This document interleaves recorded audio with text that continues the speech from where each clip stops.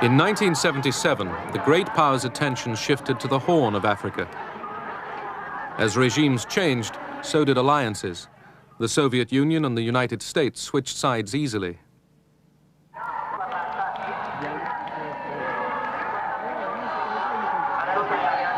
In Ethiopia, the emperor had been ousted and replaced by Marxists. Moscow had a new ally, Colonel Mengistu Haile Mariam. የወታደሩን አሸናፊነትና ኃያልነት ሜይዴይ በብሔራዊ ደረጃ እንዲከበር ጥር 2 ቀን When the Soviets moved into Ethiopia to assist the communist dictator there, Haile Mariam Mengistu, I thought that this was a threat to the stability of Africa.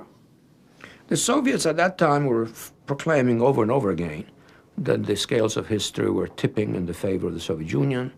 The Soviet Union would outstrip us in economic performance. The Soviet Union was getting a strategic edge. The Soviet Union was riding the crest of the so-called national liberation struggles. The new regime in Ethiopia turned against America.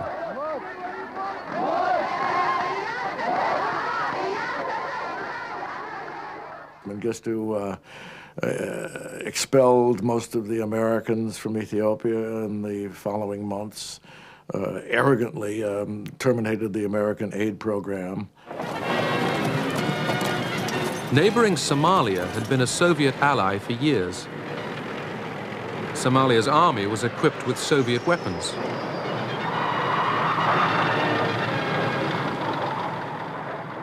But now that Moscow was also linked with Ethiopia, the Somalis considered turning to Washington.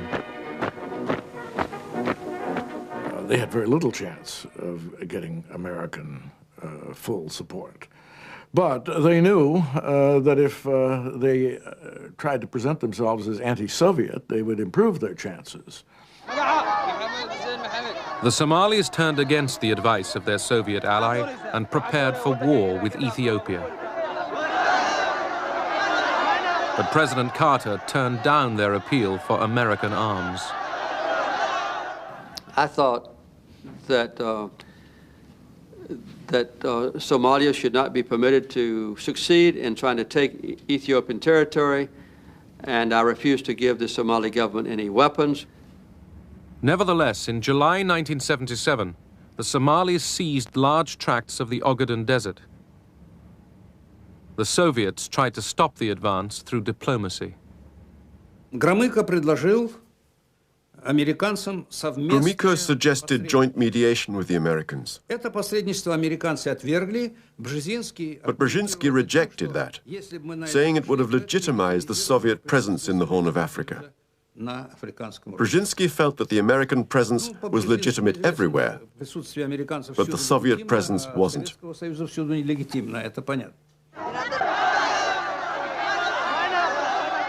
Anti-Soviet demonstrations in Somalia greeted the government's decision to send the Russian advisors and their families back to Moscow.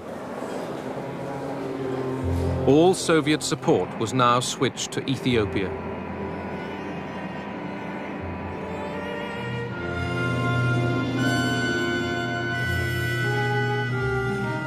The Soviet Union began shipping in weapons and 15,000 troops to fight in Ethiopia. The troops were Cuban.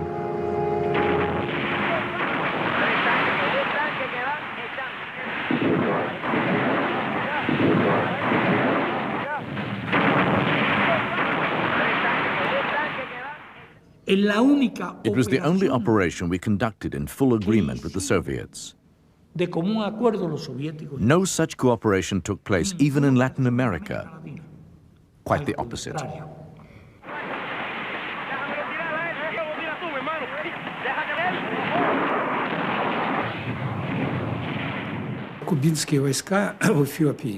The Cuban troops in Ethiopia played a very important role. The Ethiopians couldn't have provided the military organization to destroy the Somali troops in such a short period of time, even with our help. Эфиопия и даже с нашей помощью не смогла бы. With Cuban troops and Soviet support, the Ethiopians drove the Somalis out of the Ogaden. But Moscow wouldn't let the troops advance into Somalia. Among the Soviet military, we thought about occupying Somalia. But the Soviet government was right not to allow this, because it would have made our relations with countries like the United States of America, Great Britain and others more difficult.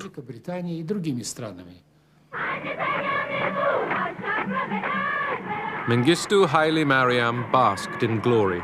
The Cubans and Soviets had saved his regime.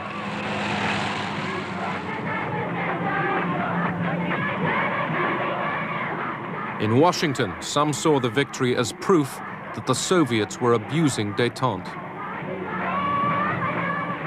The Horn of Africa was not important to America as of itself, but it was important as a measure and a test of how the Soviets were interpreting détente.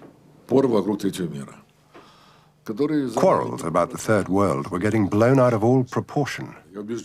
These disputes about Africa, Angola, Ethiopia and Somalia. None of them were worth it. 20 years later, no one even remembers who was doing what.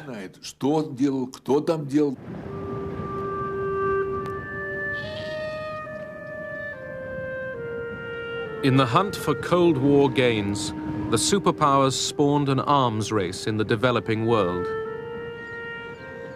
Their solemn promises of restraint were blown to the winds.